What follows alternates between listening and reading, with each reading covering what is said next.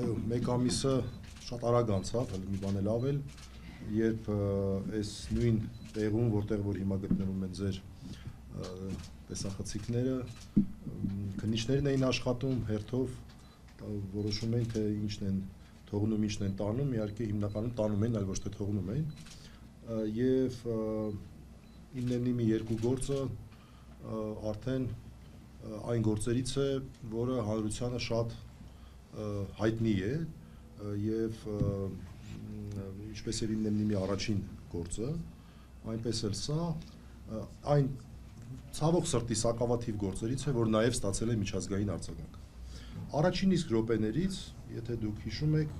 ես իմ գործընկերը շատ ակտիվ աշխատել ենք հանրության հետ,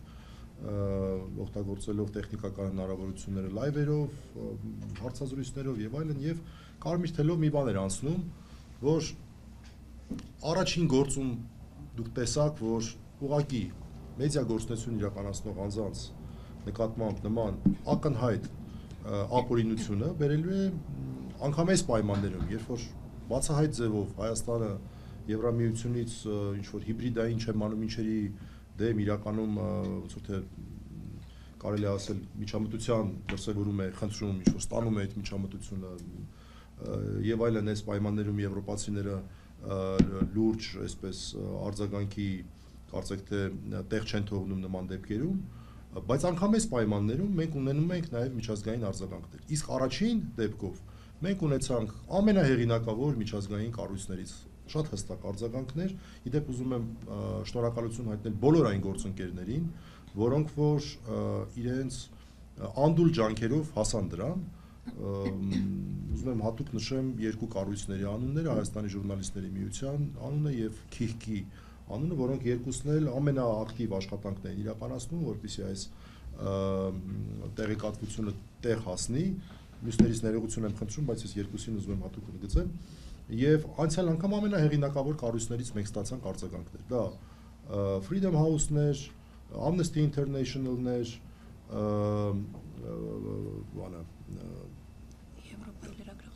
Եվրոպայի լրագրողների ֆեդերացիան եւ մյուս ամենահայտնի կազմակերպությունը միջազգային ոչ կառավարական հա ամենահեղինակավոր կառույցներից այնքան շատ են, որ նույնիսկ մոռանում ենք, որին հիշենք, որին թողնենք։ Եվ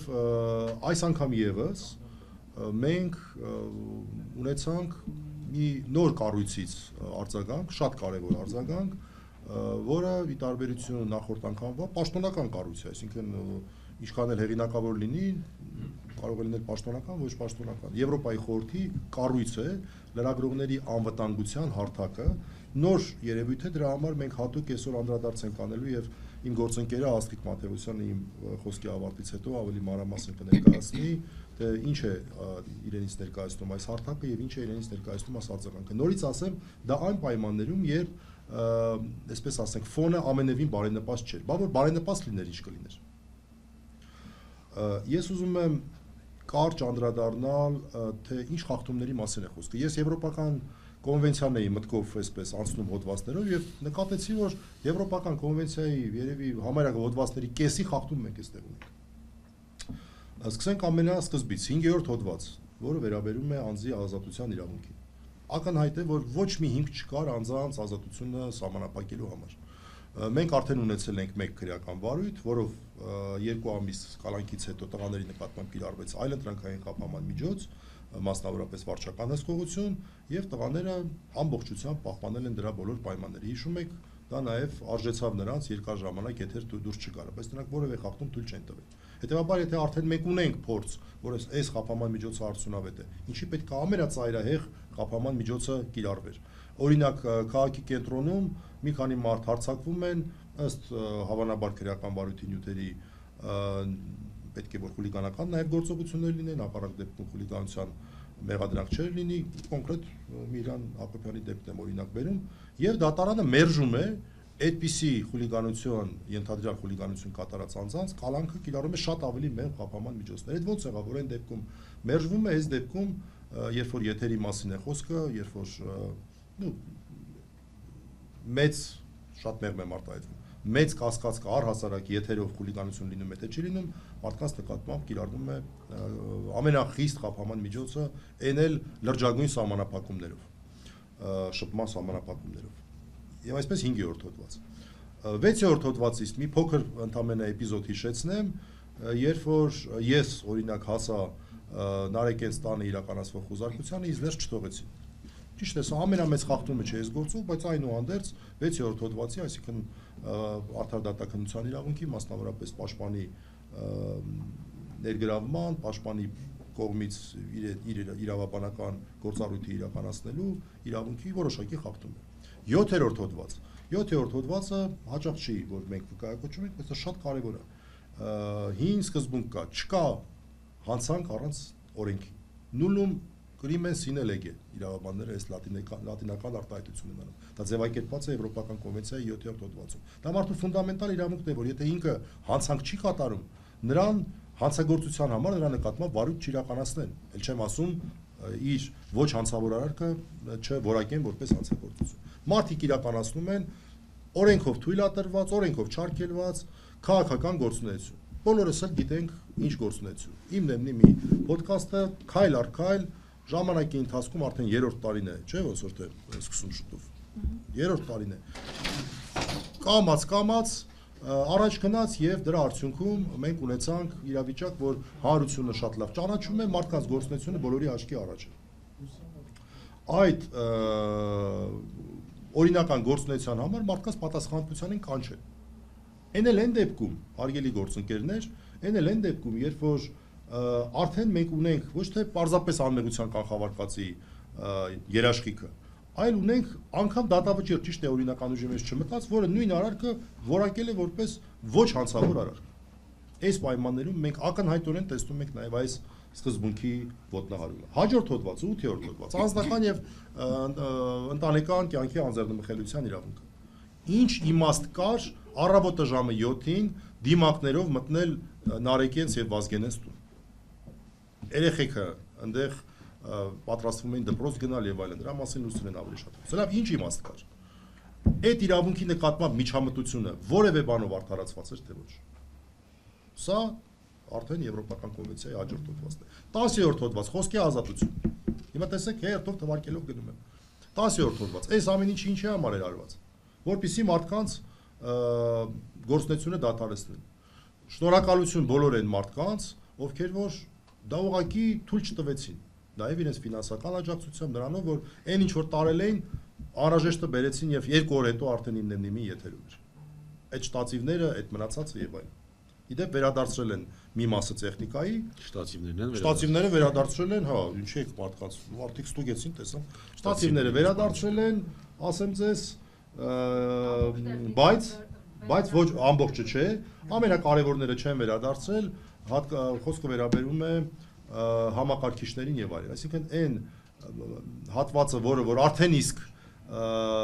այսպես ասած փոխարինողները ձեռք են բերվել, դրանք վերադարձրել են։ Ինչ ասենք երևի թե լավ է որ վերադարձվել են, բայց վատ է որ տարվել էին առհասարակ։ Հաջորդը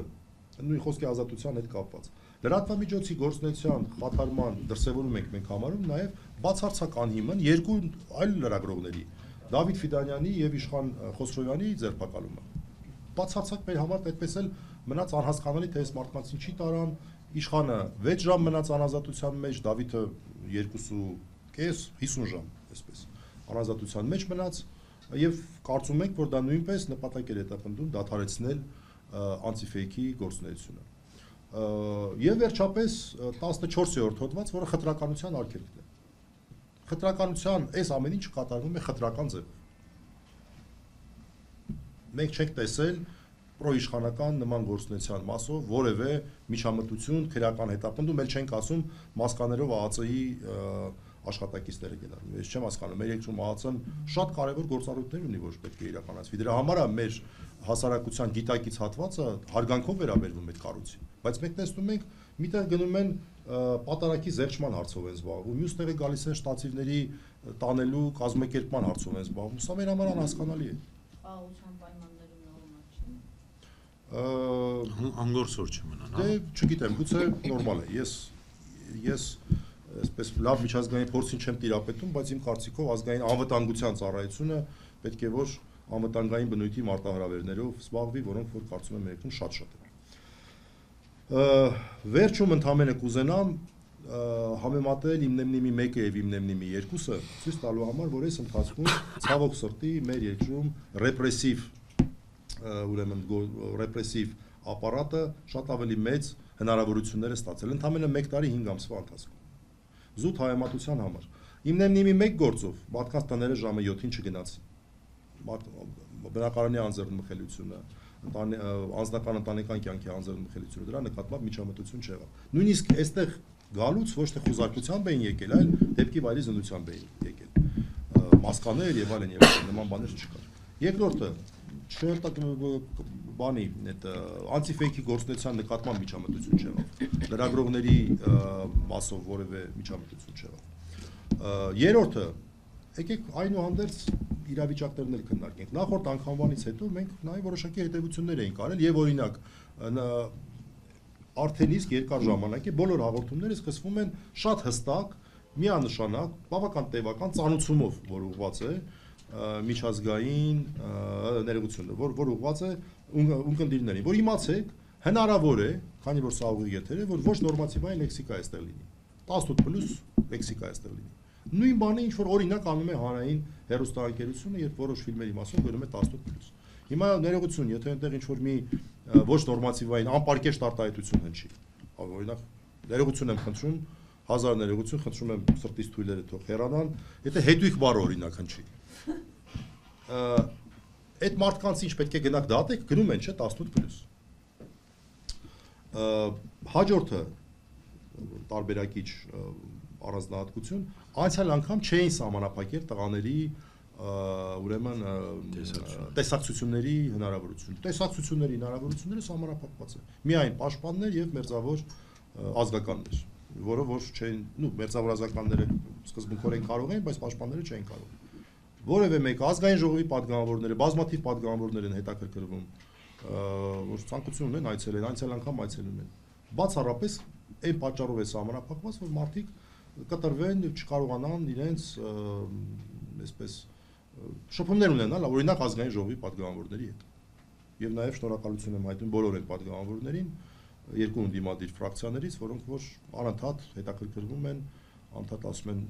ինչ որ բան չփոխվեց, էլի չենք կարող գնալ, էլի չենք կարող գնալ, ցավոք սրտի դեռ գնալ չենք կարող։ Ամենավերջում ասեմ, որ մենք ստացանք հետաքրքիր արձագանք Եվրոպայի խորհրդից։ Սա էլ է տարբերություն։ Անցյալ անգամ երբ որ դիմումներ եղան նույն Եվրոպայի խորհրդին, որևէ պատասխան չստացանք։ Այս անգամ մենք ստացանք պատասխան։ Նամակ ուղարկեց Եվրոպայի միության պատվիրակության ղեկավարը, շնորհակալ ենք, որ նամակ ուղարկել են, այսինքն դա մենք համարում ենք ուշադրության նշան որոշակի եւ հույս ունենք, որ դա նաեւ նշանակում է, որ գիտեք մենք քանի որ այնտեղ հիբրիդային հարցեր կան, մենք չենք կարող հրապարակավ ձեր հետ շփվել, բայց սա արժեքներ են, որոնցով մենք զբաղվում ենք եւ գուցե փակ դռների հետևում նաեւ այդ հարցը բարձրացնում ենք։ Բայց այն տեքստը, որ այդ նամակում կար, մեղմ ասած տարօրինակ էր։ Նշված էր, որ դա գիտեք ինչ, մենք չենք կարող զբաղվել նման հարցերով, այդ հարցերը մեր իրավասության, դա Հայաստանի ներքին գործն է, Հայաստանը այդ հարցերով թող զբաղվի։